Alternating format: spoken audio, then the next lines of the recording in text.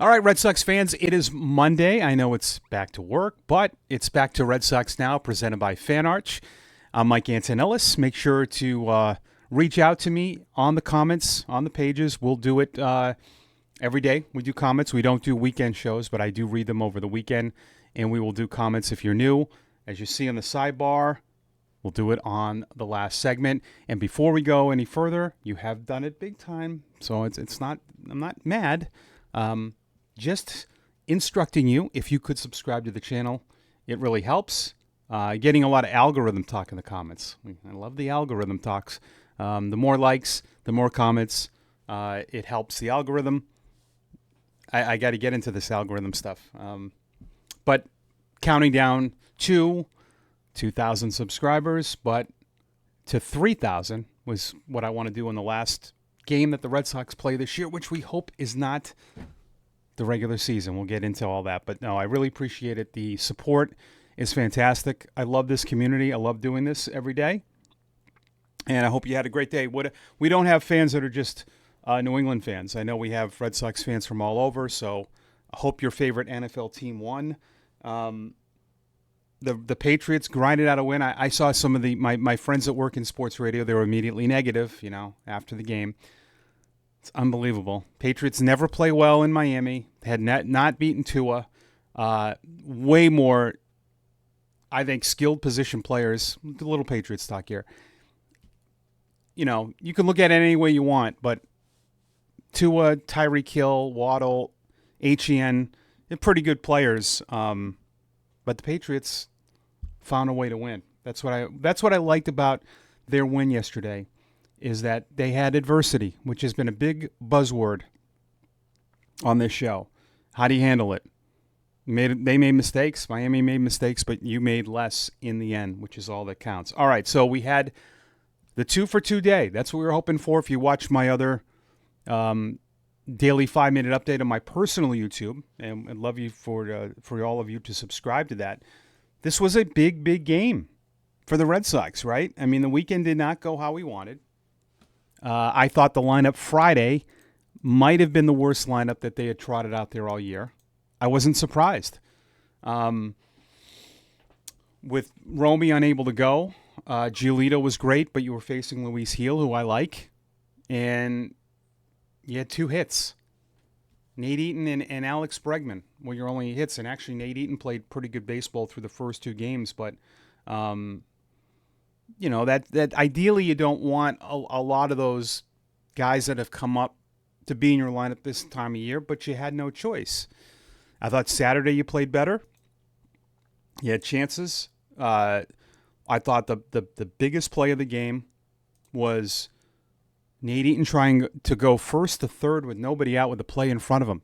But that's, again, what happens when you're playing guys like that near the end. He's still somewhat young. Not having a veteran guy. I heard Mark Mulder on the A's broadcast Saturday night. I was at an event, and I have Sirius, and I love to listen to other MLB broadcasts because I know a lot of the guys, and I just enjoy it. And the A's had their Hall of Fame weekend. And Mark Mulder was talking about the 2001 teams and when he went to St. Louis. And one thing he said, the biggest thing he learned from going to Oakland to St. Louis, is you have to have guys that have been there for playoffs. And that's why Bregman's there. And that's why Chapman's there. But he said he remembered a playoff series. It was 2005. And all these veterans were like, well, when we sweep San Diego, we're going to have to face, and he was like, what? These guys are already talking, they're going to sweep the first round of the playoffs? They were that confident, and they did. And that's kind of how I feel about these games at the end. I don't want, as much as they've produced, like Sogard had a good game Saturday and Nate Eaton, you don't want to have to rely on that a lot here. And you have to because of situations. But that's what you get sometimes. You're going to get guys making mistakes. I think through the weekend, one guy that's been a disappointment has been Rafaela. And I see a lot of people, I saw this stat last night about how he is against fastballs. If you watch the Red Sox religiously and you come out of that just thinking that his only issue is that he can't hit fastballs, you're not watching correctly. His approach is horrible. I knew he was going to strike out in both of those situations Saturday because he gets out of his, he doesn't really have a plan. Watch Romy and Ref Snyder and a lot of guys, even Nick Sogard, Yoshida, they have plans. They might take more pitches than you like. But Rafaela has gotten to this point now where it's so much, you can tell it's in his head a little bit. Last night even, a lot of first pitch swinging. It's fine if you are producing that way. But his plan now has gotten so rigid and so out of sorts where he killed you Saturday too. 2 times he came up with runners on base, less than 2 outs, and struck out. And the Red Sox, when they, that 10 strikeout is a magic number. And I think they know that. Alex Cora has talked about this. And again, you can't fix everything from last year. They've done a lot. You got to remember, this club has the most wins now since 2001. Didn't really have solid pieces for the last few years. And again, you change GMs. And when you do that, you're starting over again. The building blocks to starting over began last year, of course. You had a good draft. You brought in some players you thought could help. And then this year, you took a bigger step forward with Crochet, Chapman, on and on and on, Bregman. And now, the introduction of Roman Anthony, Marcelo Meyer, Early, Tolley. And I think going forward, they know offensively they have to look a little bit different. I'm not, immune to this. I don't like strikeouts. You've heard me say that. But it is what they are. And it is kind of most of baseball that's not an excuse. Not Toronto. Toronto has struck out about 6 times a game. You're about 9. That's too much. They know that. But you got even last night. And that's all that matters. And I don't mean you didn't get even in the series, but you avoided a sweep. You needed that win big time. Big time. And I love the way that they came out. They came out swinging against Will Warren. I give Will Warren a lot of credit. He gave up 6 in the first, and he stayed pretty locked in. You got to, this is the big leagues too. This isn't little league or high school. These guys are, you make it to this stage. Part of being composed has to be an element in your game. It has to be. And it's the Yankees, right? And for people that, again, criticizing managers, I know a lot of Yankee fans don't like Aaron Boone. I'm not saying he had a lot to do with, Will Warren still has to go out there and perform. But I'm sure that he is good at keeping guys focused and composed. And that's, again, managing. We are too much X's and O's with managers. It's managing the team. When you are managing these 2 teams that are high profiled, you're dealing with a lot. Media, fans. This is the biggest stage. Players that play here, it's a lot harder than playing in other places. You have to try to manage that. And you have 2 guys who played here. That's why I think they're great hires. Boone and Cora, they know. They've been through the ropes. That's a good Yankee team. I mean, there's no doubt about it. I like a lot of their players. I like a lot of the guys that they signed. I thought in terms of position, I think the Red Sox, I would give them slightly ahead, a better grade in terms of the pitching they brought in. The pitching that the Yankees brought in at the deadline was really good. But I think position player-wise, I think the Yankees made moves that were way better than most of the league for what they needed. Got to remember where they were offensively not too long ago. They were not in a fantastic spot. But Bellinger, Rosario, McMahon, Goldschmidt, Chisholm, those guys can play. Even Slater, who they just picked up. I know he had a bad game offensively, but Caballero, who they traded for. But Slater's really good in the outfield. But they brought in a ton of position players. Grisham, who has 30 home runs, and they fit there, which can be tough. It's always a challenge. Red Sox have certainly made great moves position player-wise, but I think if you look at head-to-head this year. I think the Yankees, I loved all these moves they made, position player-wise, for what they were needed. And I think the Red Sox going forward, and I don't want to get into next year and all that because I'm still locked in on this season. But I think that what I like about Breslow and Cora, because I think they work a lot together, they will make these brash decisions. They'll make this. They'll make changes. But here's the bottom line for me, and it's not an excuse. You're relevant now. You weren't relevant last year. You have more wins. You have more wins with, you could say, less players and talent.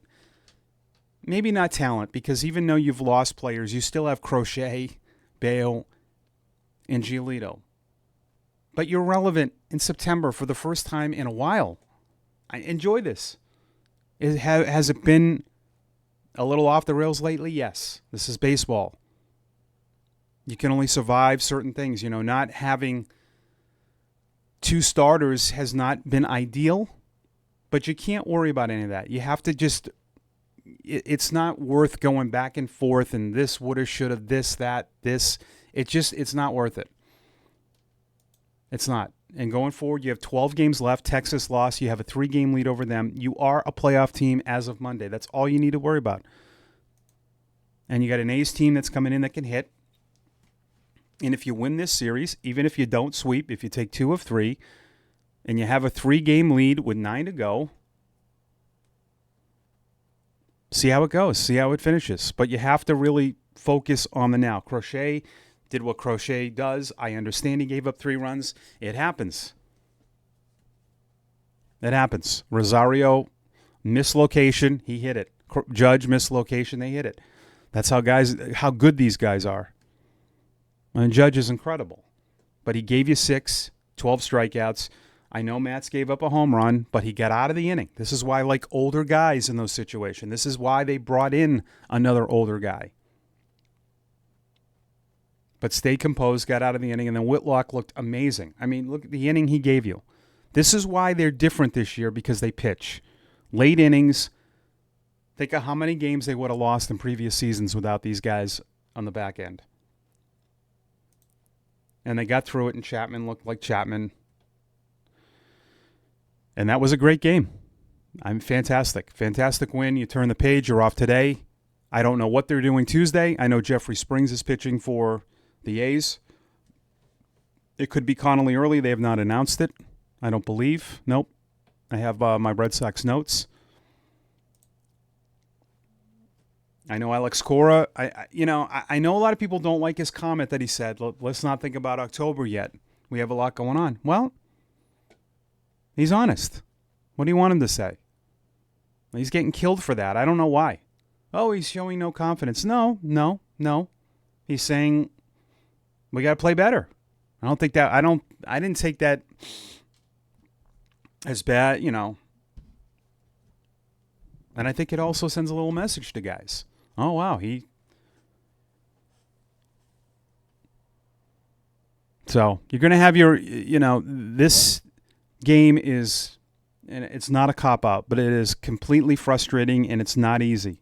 It's like I've said many times, when you think you go down a road, it's a detour. I've seen it a lot. And I do think that maybe the younger fans, I don't want to just do it on younger. I think NFL, maybe the NFL stuff sometimes seeps through. I could be totally off base on this, but I hear that the strength of schedule stuff more than I ever have heard. And they did it on the ESPN broadcast last night. It's baseball. Certainly playing the Yankees is harder when you face Max Fried. Yeah, I get that. But there's no guarantee in anything.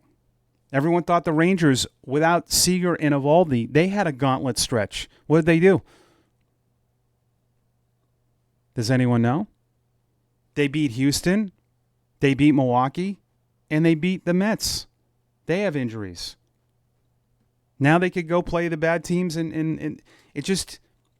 But in the NFL, like yesterday, there was not any ounce of me that thought the Ravens would lose. I didn't even care how the game started. I think the money line was like minus 750. There are so many guaranteed wins in that league. I mean, I hear the every given Sunday to a point. To a point. There are certain teams that have no prayer. Did anyone think Buffalo was going to lose yesterday? So when you look at strength of schedule, I don't care it was a division game. I would have bet $1,000 on that if I had. I would have comboed Baltimore and Buffalo. I would have put $1,000 on that game, on that two pick parlay easily. No part of me thought those two teams had any prayer winning. And can it happen? Yeah.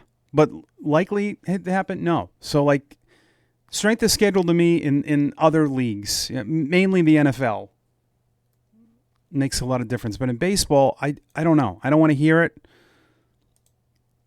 And plus, you're not going to win. Who goes undefeated in every, I mean, I get the Rockies. Yeah, the Rockies are an outlier, right? So here's where you sit. And we'll get, you know what, I'm going to wait on this because I got this later. But I wanted to talk about Romy because he's really been, you like the MVP Romy, LOL. He's been one of your best players. And it wasn't just offensively for me last night. He made 2 unbelievable plays at second base late in the game that you had to have. You had to have. Do you see why you can't just put anyone in the big leagues? I get people screaming for Christian Campbell. They want, just throw him at second base. Throw these guys at second base. Do you see why you don't do that? Romy's older. He's worked a lot at that position. He's been taking extra ground balls. I've talked to some people that cover the team. They think defensively he has improved leaps and bounds this year. But do you see why? Like when you watch certain things that happen in games, so even Rafael in the outfield, and why you can't just put anyone there. First base, just throw Campbell over there. No, we're not doing that. We're not going to give Biff a glove and give him a pat in the back and say, go try it. No, we're not doing that right now. We're not giving guys auditions and let's see because they were good in AAA. It's not this time. He's been one of your most consistent players all year. I've talked about this many times. He's not had one of those big dips. And it's pretty remarkable where he's going to end up offensively. And people still don't talk about him a lot. It's weird. It's really weird. I don't really feel like I hear a lot about him. I know he doesn't play every day, but he's played 86 games. 86 games is a big sample size to me. 279 at bats. That's a big sample. He's hitting .312 with 9 homers and 49 RBIs. Doesn't walk a lot. I don't care. For what you asked for going into this year, would you have taken those numbers? You wouldn't have believed me if I said he could put up numbers like that. He has been, if you gave out an unsung hero award, he would have to get it. But you're kind of relying on him right now at times. Story and Bregman are still your guys, and Duran, as you saw last night, like the top of the order, they got to be your guys. But Romy hitting 5th and coming through again, I've just been amazed because he's gone from just playing against lefties to really not being a second baseman to playing a lot, now playing second base. He has an MLB leading 14-game hit streak. He's hitting .434. And, what do your eyes tell you? The guy can play. And it's been fantastic. I love stories like that. But it was good to see the offense needed an inning like that. They needed that, I think, just to relax, take a deep breath. Duran, by the way, had another triple. He has 13. And Nevaez with that long home run. But it was good to see. You needed that. You needed that big time. Okay, the playoff math is interesting. You want Texas to win the division. That doesn't make, that's not what I'm hearing. Yeah, well, you do. Here's why. You have the head-to-head to Houston. Now, I don't like to do this, but I have to for the sake of the show because Seattle's won 9 in a row. They have the division. You don't have the – you are – so if you tie Houston, I'm only going to do it if you're tied with one. We'll do the – if 4 teams are tied, we'll do that later because I already looked at it, but we'll do it for just today. If you tie – if there's just 2 ties for the wild card, if you tie Houston, you have the head-to-head, you win it. There's no playoff play-in games. If you tie Texas, you're out. If you tie Seattle, you're out. You tied the season series. The next tiebreaker is your division record, which right now the Red Sox are a game and a half behind Seattle. They have 3 less wins. Seattle's 31-18 in the division. The Red Sox are 28-18. So that would be the tiebreaker. But here's how I really look at it. And I guess you could tie Cleveland. Let's see, the Red Sox have the head-to-head versus Cleveland as well. Don't worry about any of that. Just win, right? Say you sweep the A's and Texas and all these teams keep winning, you still are the leader.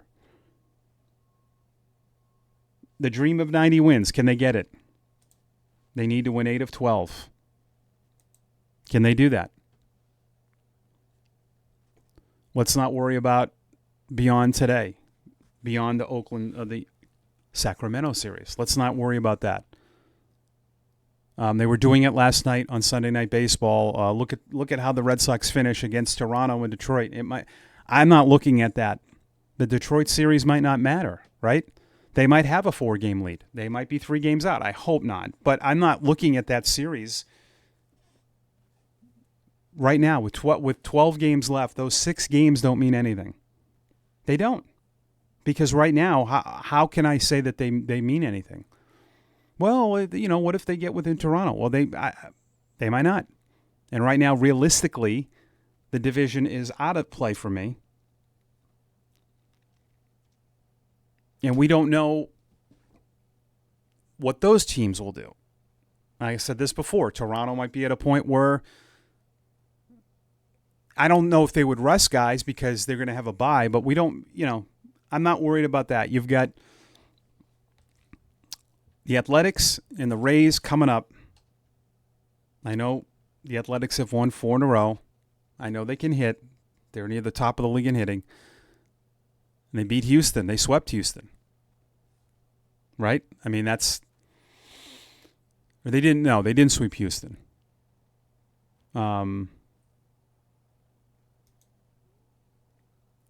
That's a really good. This doesn't make sense. Okay, yep, I see now where this was corrected.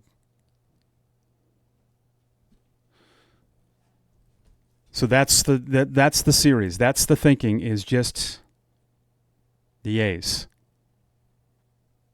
Bregman said it great, pitch by pitch. I know it's not what people want to hear, but here's the bottom line. If you go 1-5, 0-6 in the next 6, those games against Toronto and Detroit won't matter, more than likely. So just win, baby, right? Isn't that?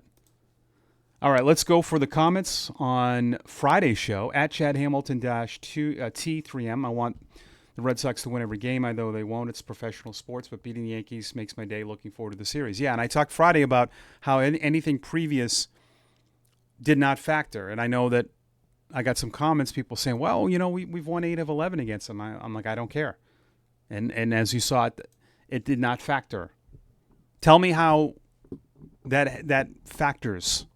Like once they take the field, how does 8 of 11 matter? It doesn't. But you won the season series from them. And that's another thing. You could tie the Yankees. So that was huge that you were able to do that this year. At stage of, and let's go back to that. If you had not played well against the Yankees this year, those games before, say you're 4-9, you're out of the playoffs right now. So kudos to them against the tough division opponent that they stepped it up and they played well.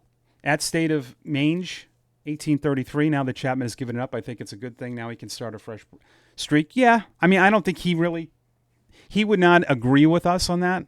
I like that as well, because you don't want him to lose that like in the last week or so. But yeah, I mean, I think what you should learn from that streak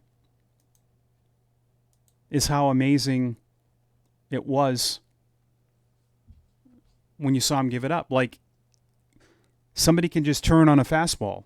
Like, the fact that he was able to do that many times, I think it should make you appreciate it even more. I know there was a little bit of the tick in velocity. This happened earlier in the year. He does this from time to time. He looked damn good last night. I don't know. A lot of times I see him, and then I'll have a report from someone that tells me he looks different. I'm like, I don't know what you're talking about. Doesn't look different to me.